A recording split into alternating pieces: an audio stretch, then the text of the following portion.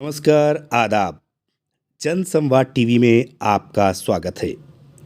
आइए आपको शिक्षक के नियमावली के बारे में और न्यायालय में चल रही लड़ाई के बारे में कुछ विस्तार से बताते हैं। बिहार सरकार ने फैसला किया है कि राज्य में शिक्षकों की बहाली अब बिहार लोक सेवा आयोग यानी बीपीएससी की परीक्षा के द्वारा ली जाएगी।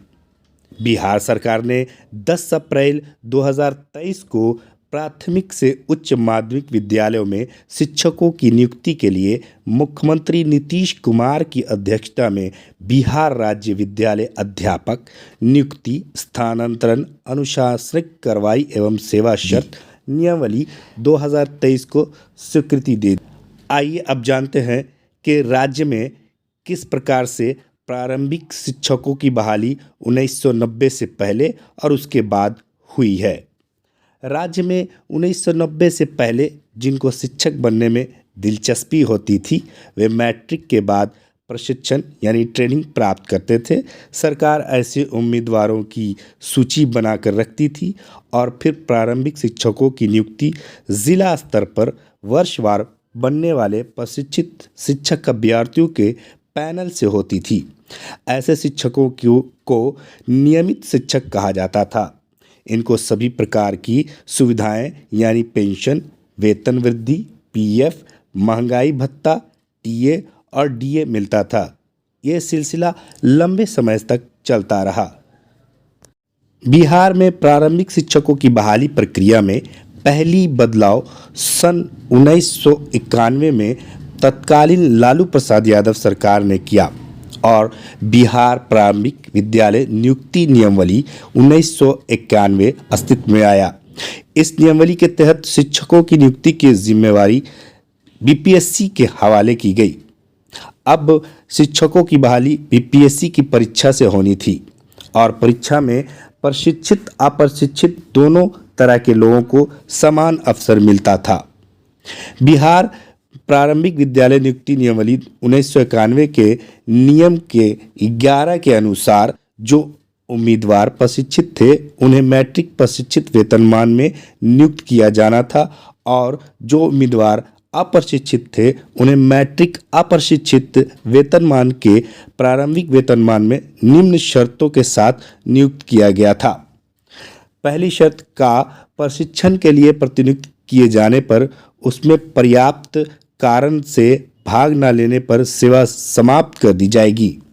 खा प्रशिक्षण उपरांत परीक्षा ली जाएगी। उसमें उम्मीदवार यदि सफल नहीं होता है तो उसे एक मौका और दिया जाएगा, यानी प्रशिक्षण के उपरांत एक परीक्षा ली जाएगी और उम्मीदवार अगर सफल नहीं होता है तो उसे दूसरा मौका दिया जाएगा। गा प्रशिक्षण की व्यवस्था में समय समय पर निर्धारित दर पर वृत्तिका मात्र देय होगी। प्रशिक्षण अवस्था के लिए वेतन देय नहीं होगा।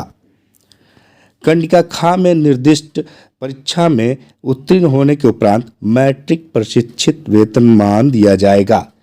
इस नियमावली के तहत परीक्षा के जरिए पहली बार वर्ष में 1994 में राज्य में शिक्षकों की बहाली हुई। इसके बाद परीक्षा के माध्यम से वर्ष 1999-2000 में नियुक्ति हुई। इसके बाद राज्य में कुछ सालों तक शिक्षकों की बहाली बंद रही। वर्ष 2003 में तत्कालीन राबड़ी देवी की सरकार ने 34,540 सहायक शिक्षक पदों के विज्ञापन निकाले। इसमें आवेदकों के लिए माध्यमिक और उच्च माध्यमिक इंटरमीडिएट परीक्षा उत्तीर्ण होने की अर्हता निर्धारित की गई थी। वे अभ्यर्थी जो प्रशिक्षित थे उन्होंने विज्ञापन के खिलाफ पटना उच्च न्यायालय में चुनौती दी। वर्ष 2005 में न्यायालय ने याचिकाकर्ताओं के पक्ष में फैसला देते हुए प्रशिक्षित अभ्यर्थियों को बहाल करने का आदेश दिया। इस आदेश के खिलाफ सरकार ने सर्वोच्च न्यायालय में अपील दायर की और इस तरह राज्य में 34,540 सहायक शिक्षकों की बहाली का मामला अधर में लटक गया। अब आइए पंचायत शिक्षा मित्र की बहाली कैसे हुई थी। उसी साल राबड़ी देवी सरकार में काफी लंबे समय बाद शिक्षकों की बहाली हुई जिन्हें पंचायत शिक्षा मित्र नाम दिया गया। इसके बारे में कहा गया कि नए शिक्षकों की बहाली होने तक ये पंचायत शिक्षा मित्र वैकल्पिक व्यवस्था है। ये बहाली नियोजन अनुबंध पर हुई थी। शिक्षकों को प्रति माह 1500 रुपये मिलते थे, जो साल में 11 माह के लिए ही देय था। इस पद के लिए शिक्षकों को उसी पंचायत के निवासी होना शर्त थी जहां पर बहाली होनी थी। इस बहाली में मैट्रिक इंटरमीडिएट परीक्षा के प्राप्तांक को आधार बनाया गया था। जो शिक्षा मित्र सिर्फ मैट्रिक पास थे, उनको 3 साल के अंदर इंटरमीडिएट की योग्यता हासिल करने के लिए कहा गया था। ये शिक्षक ग्राम पंचायत के द्वारा बहाल किए गए थे। माह पूरा होने के पश्चात शिक्षा मित्रों के लिए अपना अनुबंध रिन्यू कराने का प्रावधान था। कोई भी शिक्षा मित्र सिर्फ 3 बार ही अपना अनुबंध रिन्यू करा सकता था। ऐसे शिक्षकों को शिक्षा विभाग की तरफ से पहले साल में 1 माह प्रशिक्षण तथा दूसरे साल में 1 सप्ताह का प्रशिक्षण दिलाने का प्रावधान था। ग्राम पंचायत के मुखिया के द्वारा इन शिक्षा मित्रों को वेतन का भुगतान किया जाता था। वर्ष 2005 में नीतीश कुमार बिहार के मुख्यमंत्री बने तो इन शिक्षा मित्रों की उम्मीद दोगुनी हो गई। दरअसल नीतीश कुमार की सरकार इस वादे के साथ सत्ता में आई थी कि सरकार में आते ही वो इन शिक्षा मित्रों को अस्थायी कर देंगे। सरकार जुलाई 2006 में बिहार पंचायत प्रारंभिक शिक्षक नियोजन और सेवा शर्त, बिहार नगर निकाय प्रारंभिक शिक्षक नियोजन और सेवा शर्त नियमावली और जिला परिषद माध्यमिक और उच्चतर माध्यमिक शिक्षक नियोजन और सेवा शर्त नियमावली लेकर आई। पंचायत प्रारंभिक शिक्षकों को 2 श्रेणी में रखा गया: प्रखंड शिक्षक जिनकी प्रखंड स्तर पर तथा पंचायत शिक्षक जिनकी पंचायत स्तर पर बहाली होनी थी। प्रखंड शिक्षकों का नियोजन मध्य विद्यालयों में पंचायत समिति द्वारा और पंचायत शिक्षकों का नियोजन प्राथमिक विद्यालयों में ग्राम पंचायत द्वारा किया जाना था। इसमें प्रशिक्षित तथा अप्रशिक्षित दोनों कोटि के शिक्षकों की बहाली होनी थी। हालांकि प्रशिक्षित अभ्यर्थियों को वरीयता देने की बात कही गई थी। प्रत्येक कोटि में 50% सीट महिलाओं के लिए आरक्षित थी। नगर प्रारंभिक शिक्षकों को भी 2 श्रेणी में रखा गया: नगर शिक्षक प्रशिक्षित और नगर शिक्षक अप्रशिक्षित। इस बहाली के लिए स्थानीय नगर निकायों को जिम्मेदारी दी गई। नगर निगम, नगर परिषद और नगर पंचायत इन निकायों में शामिल थे। 2003 में जो शिक्षक शिक्षा मित्र के पदों पर बहाल हुए थे, उनको वर्ष 2006 में नियोजित शिक्षकों के तौर पर मान्यता मिली। उनके सेवा काल को भी बढ़ाकर 60 वर्ष कर दिया गया। हालांकि इन नियोजित शिक्षकों को पहले के नियमित शिक्षकों को मिलने वाली सुविधाएं जैसे कि पेंशन, पीएफ, वेतन वृद्धि, टीए तथा डीए से वंचित कर दिया गया। चूंकि ये नियोजित शिक्षक अप्रशिक्षित थे, इसलिए सरकार इनको प्रशिक्षित कराने की कोशिश में लग गई। इंदिरा गांधी राष्ट्रीय मुक्त विश्वविद्यालय इग्नू को इन शिक्षकों को प्रशिक्षण की जिम्मेदारी दी गई। इस 2 वर्षीय प्रशिक्षण को डीपी यानी डिप्लोमा इन एलिमेंट्री एजुकेशन नाम दिया गया। 2007-09 में लगभग 4000 शिक्षकों ने इस प्रशिक्षण में भाग लिया और सत्र 2008-10 और 9-11 में लगभग इतने ही शिक्षकों ने प्रशिक्षण में हिस्सा लिया।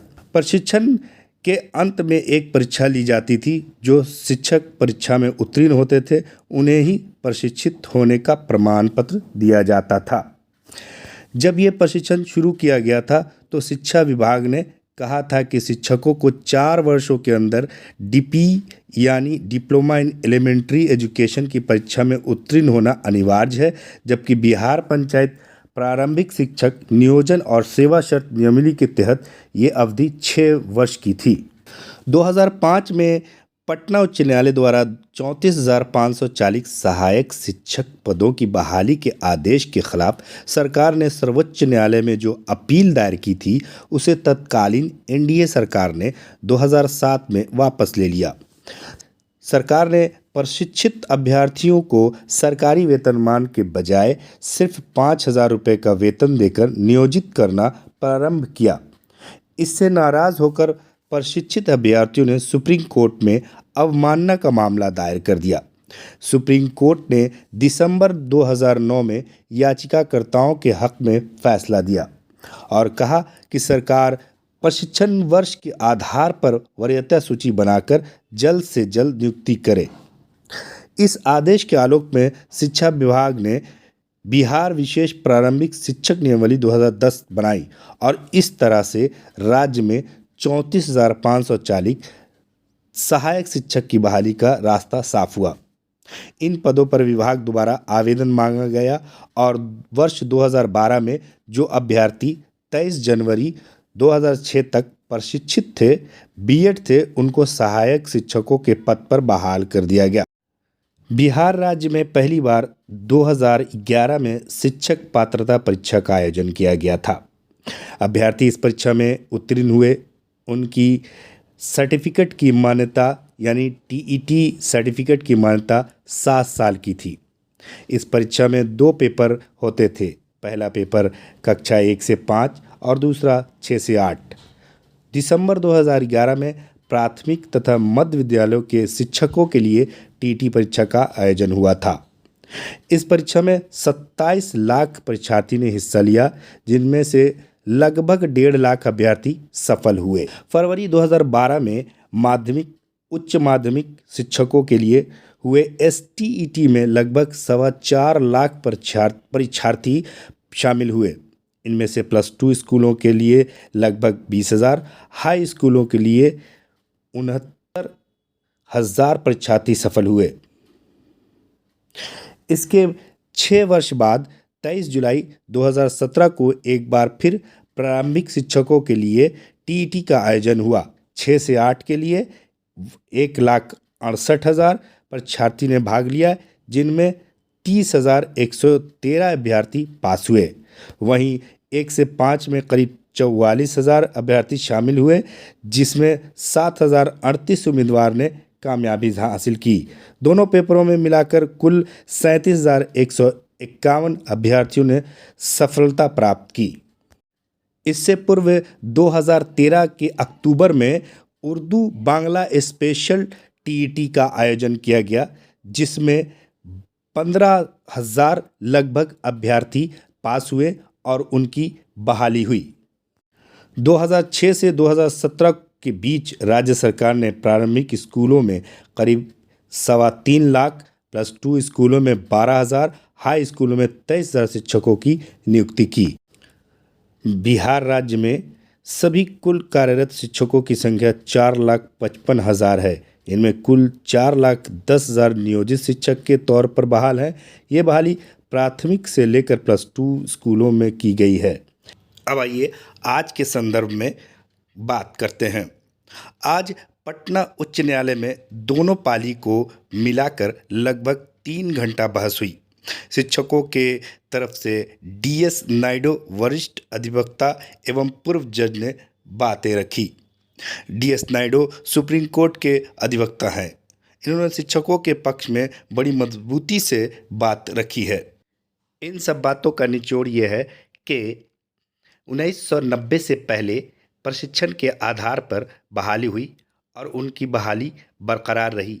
1990 के बाद एक परीक्षा ली गई, यानी प्रतियोगिता परीक्षा ली गई। उसके बाद बहाल किए गए शिक्षक, परंतु किसी प्रकार के कोई भी फर्क 1990 से पहले बहाल शिक्षकों पर नहीं पड़ी। आज के संदर्भ में यही बातें नियोजित शिक्षक कह रहे हैं। जब उन शिक्षकों पर कोई फर्क नहीं पड़ा, तो अब जब नई बहाली बीपीएससी द्वारा हो रही है, तो नियोजित शिक्षक को सक्षमता परीक्षा देने की क्या आवश्यकता है। अब देखना यह है कि 13 और 14 मार्च 2024 को जो सुनवाई हुई, उसके बाद क्या फैसला आता है। कल जब सरकार अपना पक्ष कोर्ट में रखेंगी, यानी 15/3/2024 15 मार्च को जब सरकार अपना पक्ष रखेगी और उसके बाद जज साहब क्या फैसला देते हैं, ये बातें अभी आगे देखनी बाकी है। और नियोजित शिक्षक बड़ी उम्मीद लगाए बैठे हैं कि उनके हक में फैसला आएगा।